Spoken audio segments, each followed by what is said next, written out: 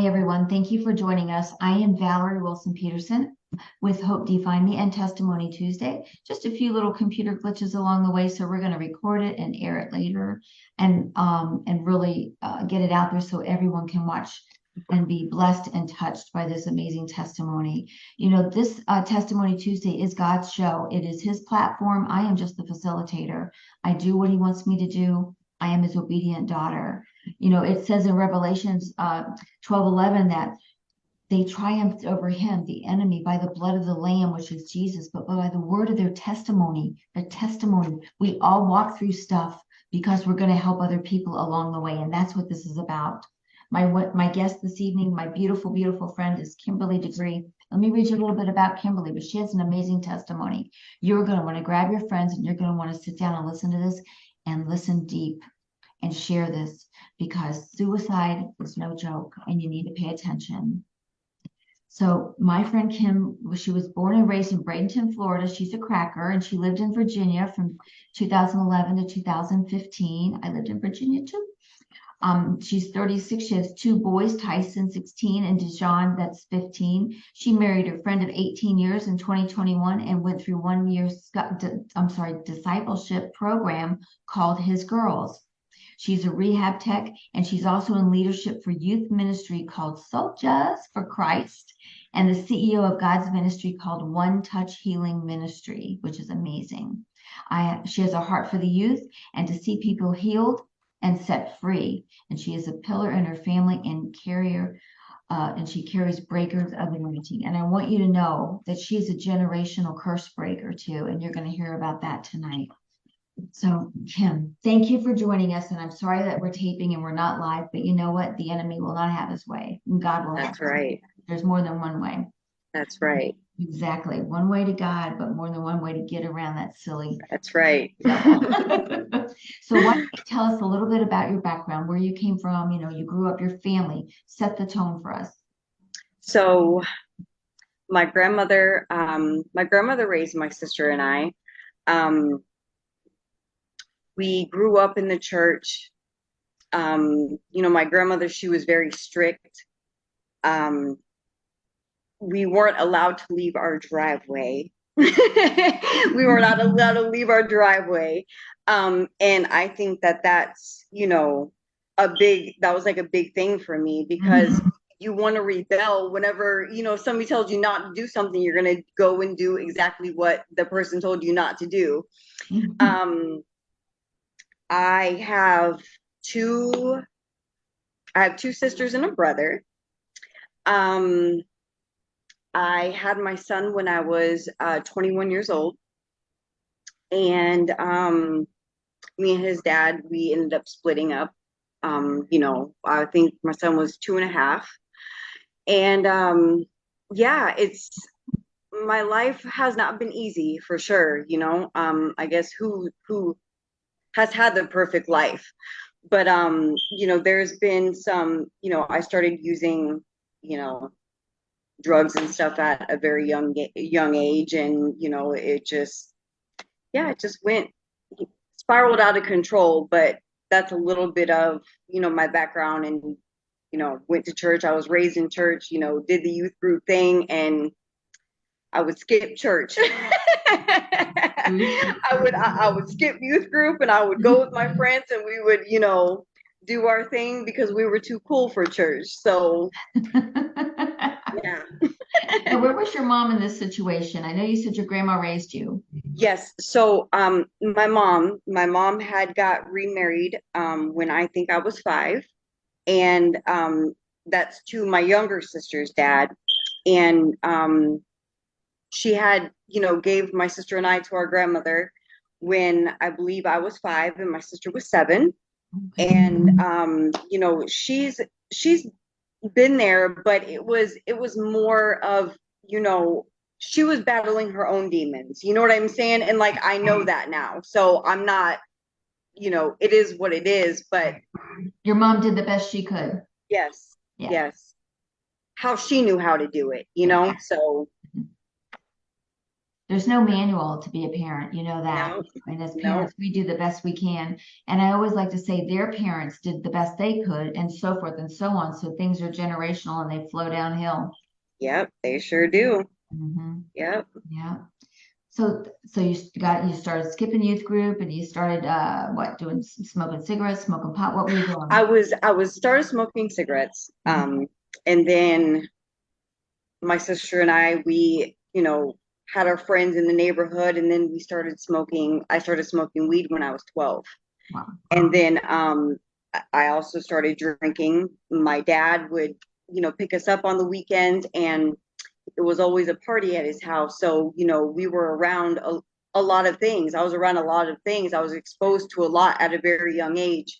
Drugs, alcohol, not just marijuana, I mean, cocaine and, ecstasy and, all these different kinds of things. And yeah, and so pretty much like my whole life, like I've I've been around it, I've dealt with it, and yeah, it was definitely one of those things where like people say I don't understand, like how somebody could do that. But again, just like you said, when it's a generational thing, my dad's mom used to drink with him. You know what I'm saying? So it's okay. Hmm. It's okay in their eyes. Right. Yeah. So Yeah. They only know what they know. So then you ended up kind of like what, taking off at that point, you know?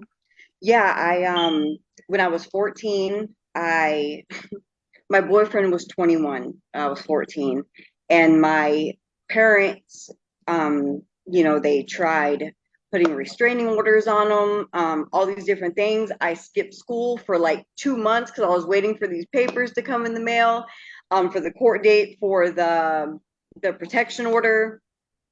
And yeah, and I threw it away, so my dad missed the court date, so my dad couldn't get no restraint. Oh yeah, I was oh yeah. So it was just, it was just a spiral. It was just a very, very, very bad spiral. Mm. My grandmother, she ended up getting sick. She had to have a pacemaker and stuff put in, so then she had to move in with my uncle. And then that's when I went back and forth to my mom and my dad's for 2 years. And then when I was 16, I was kicked out when I was 16 years old, and I went and lived with my sister and her boyfriend. And yeah, She was 2 years older, and I think she was kind of a solid foundation in your life. Her sister was, it seems to me. yes, she was. She literally prayed me out of where I was. Right. Like prayed me out of where I was. Obviously, God used her because God uses, people. Mhm. And yeah, me and my sister, we grew up together. We've always been close. Wherever she was, I was. Wherever I was, she was. Like it was inseparable. That's awesome. So Yeah. when did you tell us about when you hit rock bottom? When was the rock bottom of life for you? So the rock bottom for me was in 2018. Mm. I moved to Port Charlotte, Florida, and my sister and I had just got evicted from our place, and we I didn't have nowhere else to go pretty much. So I moved to Port Charlotte with my boyfriend at the time, and drugs was being sold. Um, I wasn't innocent in that. And so we pretty much teamed up and we started selling drugs. And then I moved down there in April of 2018, and in August, the end of August, August 29th, Mhm. our house was raided. Oh And my when I tell gosh. you, yeah, our house was raided. And when I tell you that we had everything. We had heroin, we had cocaine, there was marijuana, there was ecstasy, there was Molly, there was everything. And house was raided, and it was very traumatizing. That was very, very traumatizing for me because we had AK-47s held to our head and thrown on the floor, and my room had guns all over it. So the CI that was working, for the cops told the cops all this, so they knew that there was weapons in our room.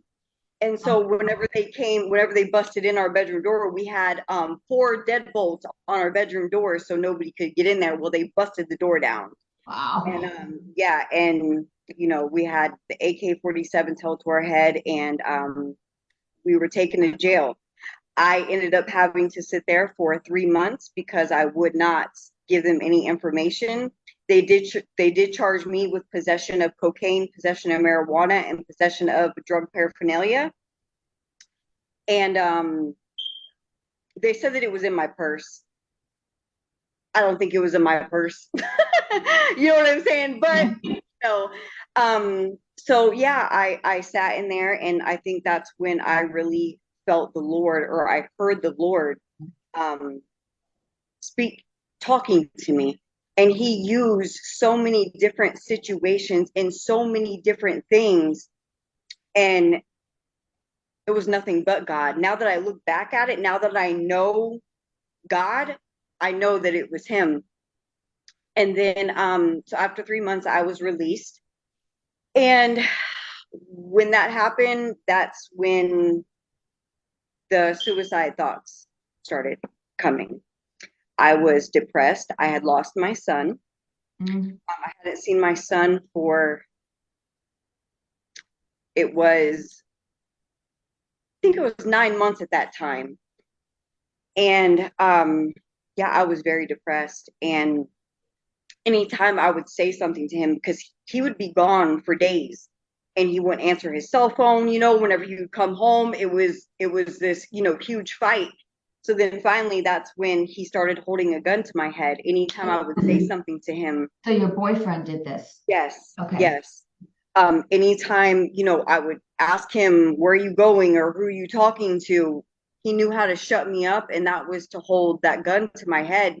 So at some point, I lost my voice. So I was afraid to talk. I couldn't talk to anybody. I couldn't talk to my mom. I couldn't talk to my sister.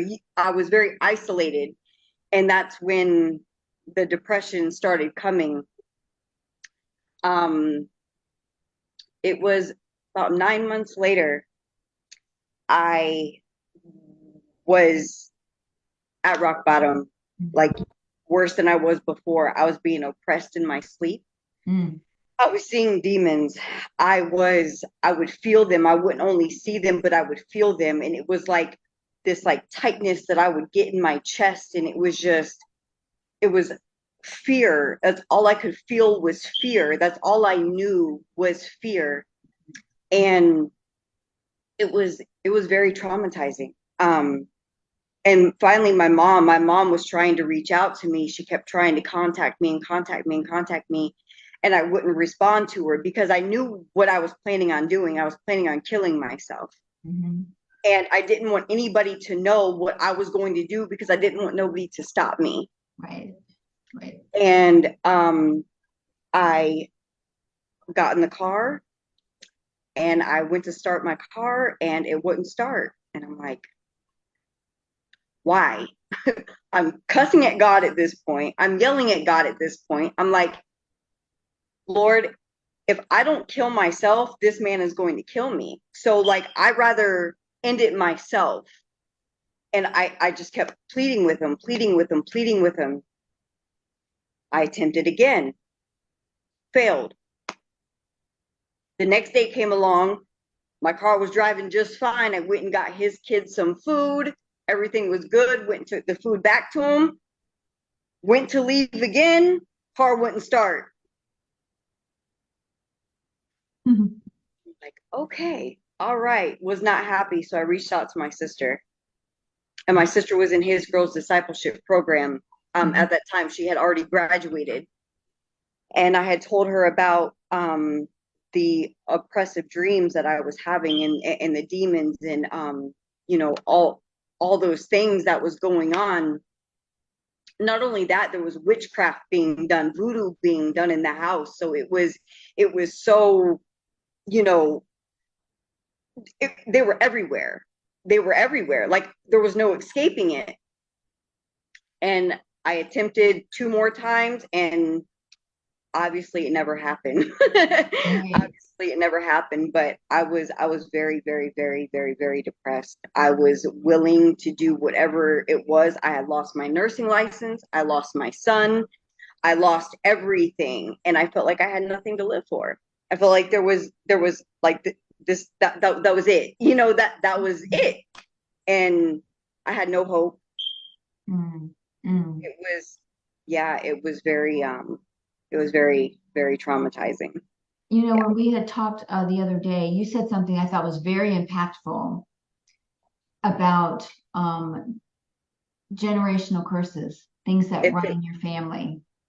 if Tell. it runs in your family, it's chasing you. If it runs in your family, my mom dealt with suicide my Mhm. whole life. Yeah, My whole life, I've witnessed it. Witnessed her. Trying to commit suicide. So many different times, and I never understood it. I never understood why would somebody want to take their life. But when you're in it, it's completely different. It's completely different. And you're like, wow, now I know why. Because when you have no hope, you have nothing to live for. You've literally lost everything. You don't know why you're existing. You're not living. Like yeah. that's not where I wanted to be, because I know that I've made for so much more than that, Mhm. and but when you're in that hole, it's It's a deep hole. a deep, deep, deep. Isolation is dark. Yes, yes. And and then so I went into his girls discipleship program. I, communicated with my sister, talked to my sister, and the director of the program, Tracy, I called her and we set up the day. I was like, all right, I'm coming. My sister kept, checking with me. I think it was like 3 days, like after the day that I had talked to her, I had went into the program. And my sister, she's like, you're still coming, right? You're still coming, right? And I'm like, yeah, I'm still coming. Like, if I don't come, I'm gonna be dead. Like that's what it's gonna be. So yes, I'm coming. And I I left. I left. And I took when I left, I took one bag of clothes. I took 2 shirts, 2 pairs of pants, 1 pair of sandals, and my underwear, and that was it. That was it. I left, and I didn't care about none of the stuff that I had left. None of it. I was gone. And I finally came out of that depression. When I left, I went through massive deliverance. Um, at least 10 times, because there was so many different things that was attached. There was suicide, there was fear, there was death, there was witchcraft, there was, all Yeah, those things that was connected, and it was just a ripple effect, you it know. really is. You got to call those things out, call those spirits out. Yeah, yeah, Yeah, yeah.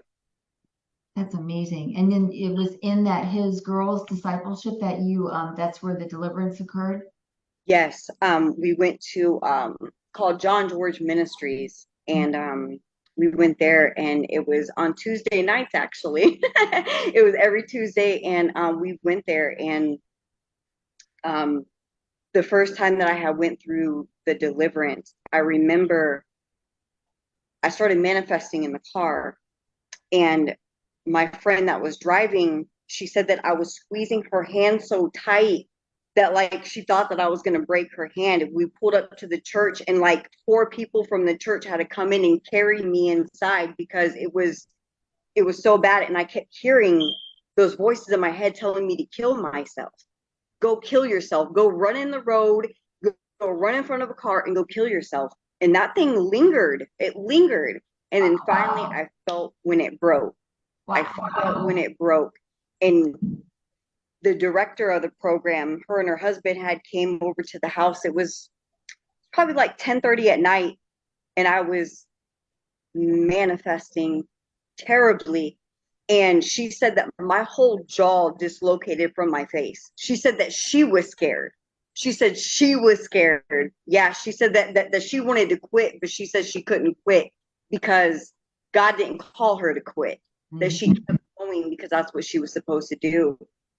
Yeah, That is amazing that yeah, they really, really rallied and helped you. God put the right people alongside of you. That's for sure. yes, yes. So how long were you there in that program? I was there for 16 months. It's a year-long program.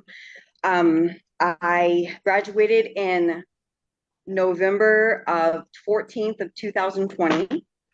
Very nice. And I've been ever since then. And then I ended up moving out in February of 2021 Hmm.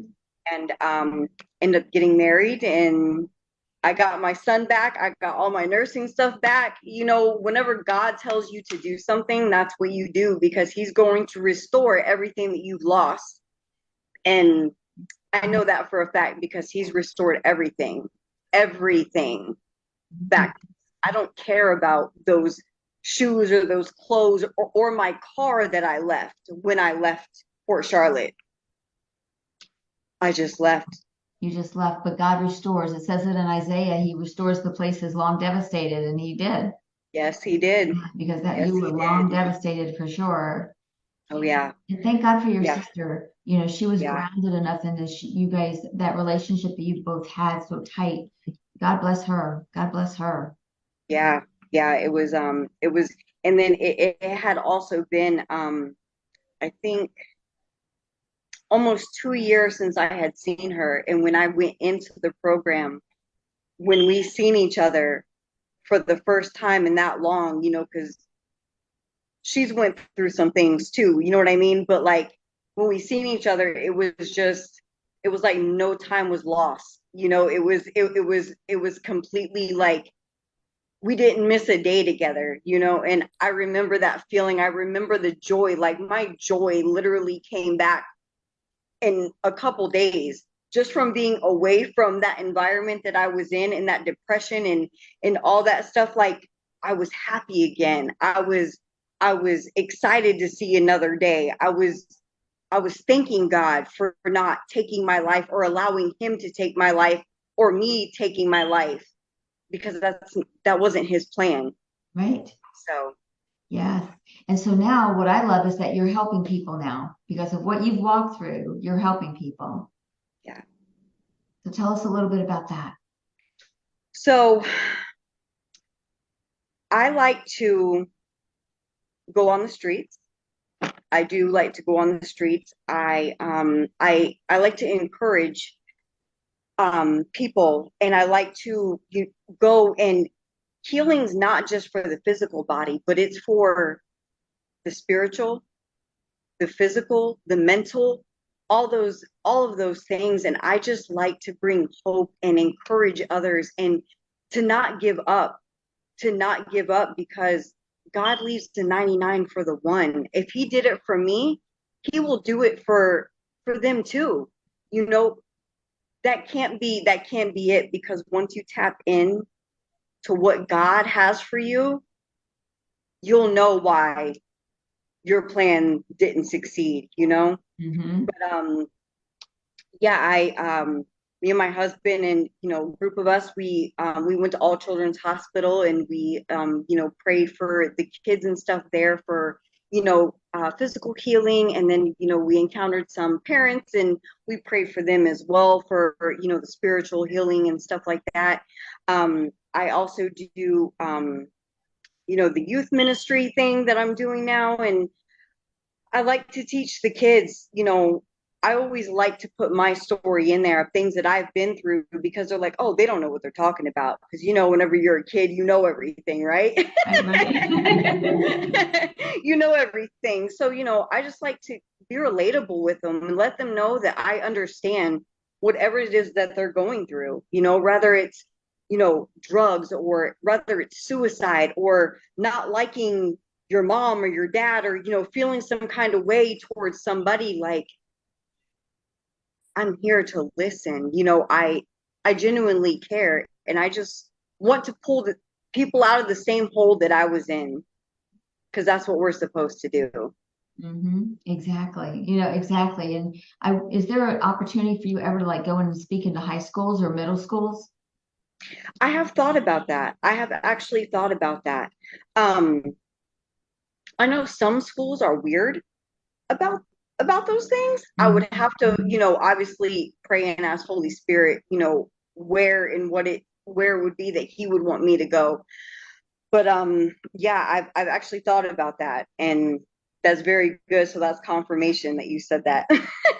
Yeah, I really, I think it's so important because it's the kids really in this day and age of technology, they're not socializing very much, so they're like automatically isolated, and then they're into these games or whatever they're doing and stuff like that, and the social media makes them think they have to act or be or look a certain way, and it's really Yeah, crazy because it's affecting them and affecting their relationships and affecting their self-worth and their self-esteem, and that's where you see a lot of that. Some bullying happens or whatever, or they didn't get asked to the prom, or the guy doesn't like them or whatever. But that's like, oh my gosh, the end of the world in a lot of cases for some of these kids because they've put all of that, their focus on that instead of what maybe your focus should be elsewhere and not so much on that. But they're just being kids, but you don't yeah, like to see them take it to the nth degree, you know. yep, yep. It's sad. It's I really know, I know. so. Tell me about the Soldiers for Christ. What is that? Your healing. You also have your one touch healing. What is all that?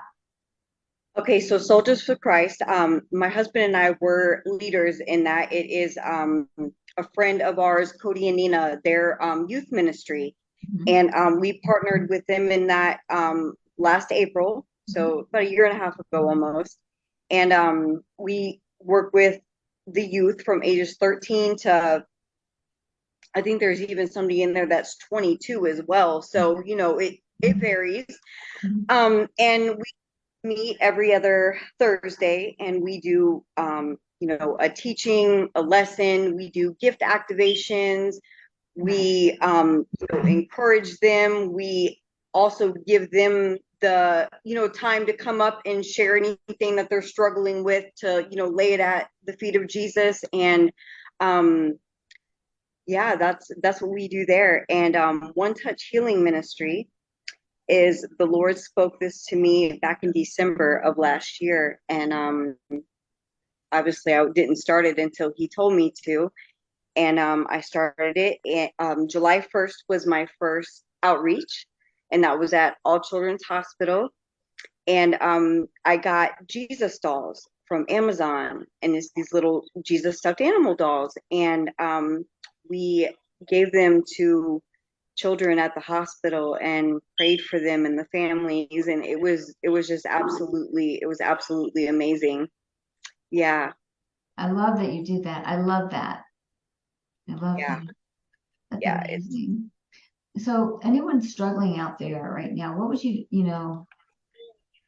tell them? Because you've been there. You know what it's like to believe the voices in your head and to lose who you are, to lose yourself.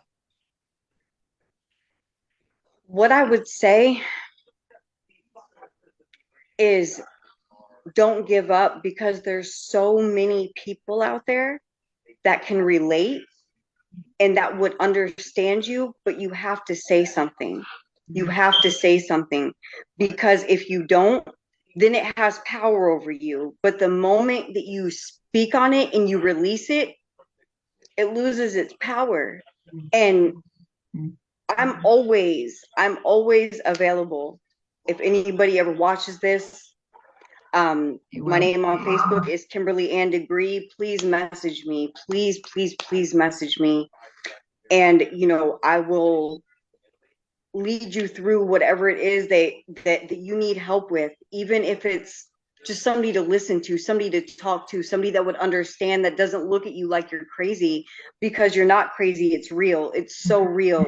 And when you're going through it, you don't realize, you know, what the big suicide, like, that's just a thought, like, that's nothing, but it's so much bigger than that. It's because whenever you're battling with it yourself, Like you don't feel like nobody's going to understand, nobody's going to listen, and then you isolate. And that's the one thing that the enemy wants, is for us to isolate ourselves.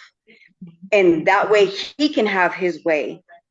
But those things, the freedom takes place when you talk about it. I knew the one person that I could talk to was my sister. And I told my sister, and, and she was there for me.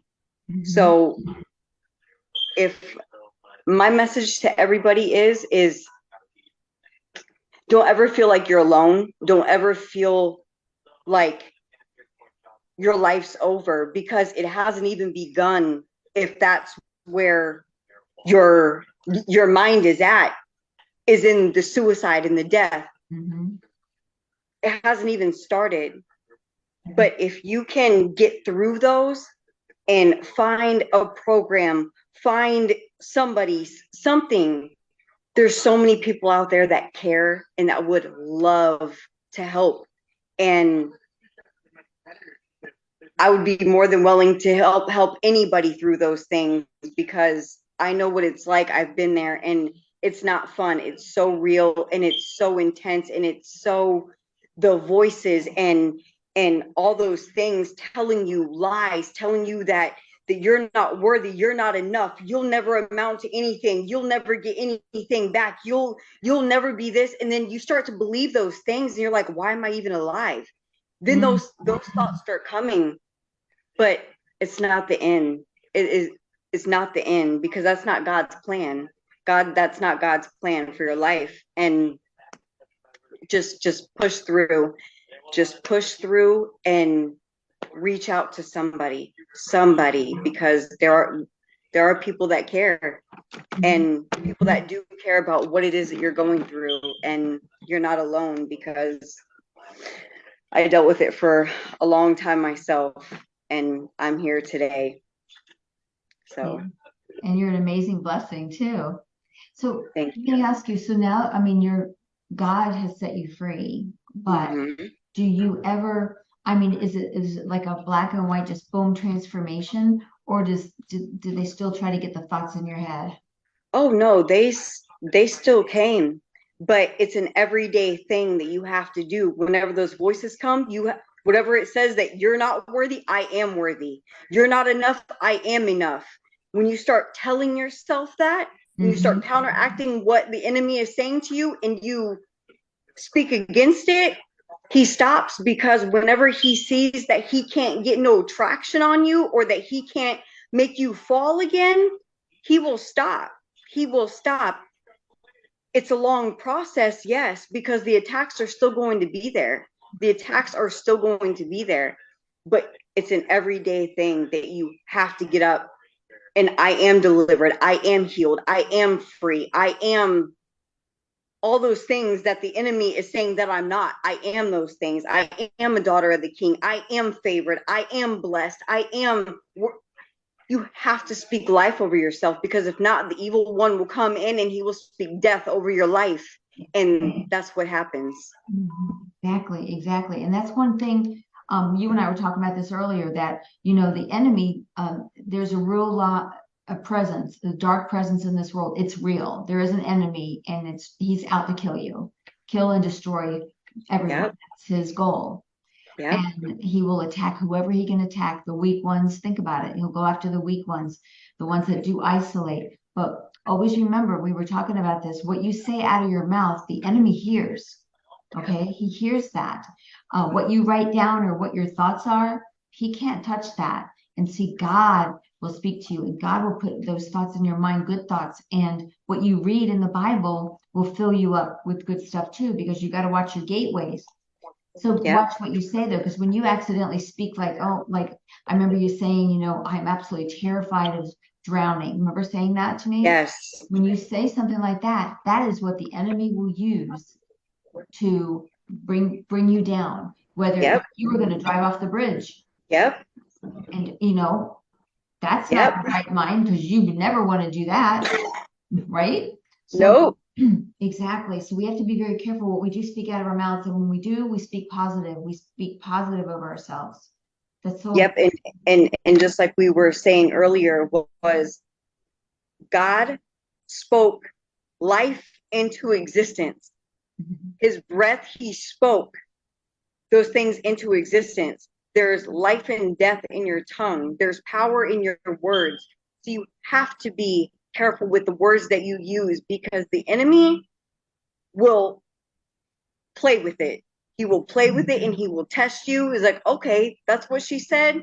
And then you'll start seeing it like, okay, I see you. I see you. Because mhm, I try to be very careful with what I say, because he's very, very, very, very, very, I can say he's very smart when it comes to those things. And he knows what he's doing because, like you said, he comes to steal, kill, and destroy. yeah. And that's his plan. There's no life in those things. Hmm. Exactly. Exactly. Yeah. Gosh, well, I'm just so glad that you joined us this evening, and we're going to have another appointment in the future and go live. We won't be stopped. We will not be In stopped. Jesus' name. Yes, yes, yes. But I'm so glad that you joined us, and this will be airing on the Hope Define Me. It'll also be on YouTube, my YouTube channel by the same name, Hope Defined Me. And then Kimberly's going to have it on her page, and she'll share it as well. And if people will listen, and people will be reached and touched by this.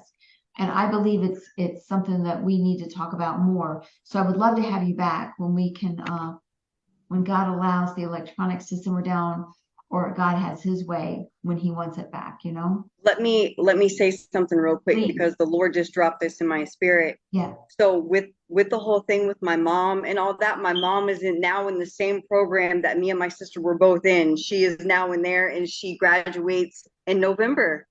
Oh, that's so Yep. awesome. Like when you did. That's awesome. Yep. So, God's really doing, something huge in my family. And I feel like it started with my sister and it went to me. Now it's my mom. And I just feel like it's going to be a ripple effect, all because of one yes. Yes. And a positive ripple effect. Yes. Yeah. Yes. That's beautiful. Absolutely. Oh my goodness. Kimberly, thanks for joining me this evening. Thank Thank you you so so much much. for being brave and stepping out and sharing your testimony, because that's not easy to do, but people need to hear it. And I'm really proud of you. And thanks for reaching Thank out to you. me, wanting to share your testimony. Yes, absolutely. Thank you so much for allowing me to share. I'm glad. I'm glad you were on. And I will we'll get each other back. I'll get in touch Okay. with you. And thank you Okay. again. All right. Thank you. Bye now. Bye.